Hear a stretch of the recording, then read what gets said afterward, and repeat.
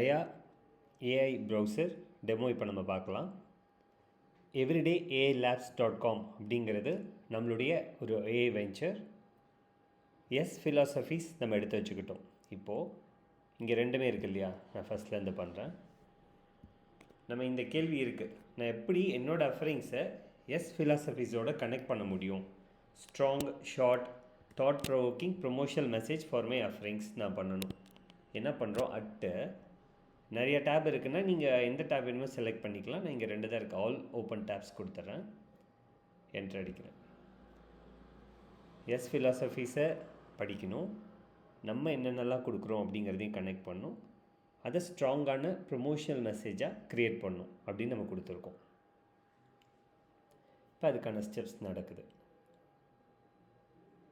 So நம்ம digital survival அப்படின்னு ஒரு ப்ராடக்ட் பண்ணுறோம். டிஜிட்டலில் 365 நாளும் உங்கள் பிஸ்னஸை பற்றி ஸ்ட்ராங்கான கம்யூனிகேஷன் கண்டினியூஸாக கூகுளில் போஸ்ட் ஆகிட்டே இருக்கும். அதை பற்றி இங்கே கொடுக்கும் பொழுது எப்படி இந்த பிஸ்னஸையும் எஸ்ஸோட ஃபிலாசபிஸையும் கனெக்ட் பண்ணி எஸ்ஸில் இருக்க ஆண்டர்ப்ரனர்ஸ்க்கு கொண்டு போக முடியும் அப்படிங்கிறத இங்கே ஆன்சர் கிடச்சிருக்கு.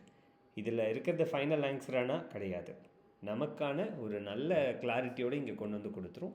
அதுலேருந்து நம்ம அடுத்த ஸ்டெப் போகிறதுக்கு ரொம்ப ஹெல்ப்ஃபுல்லாக இருக்கும்.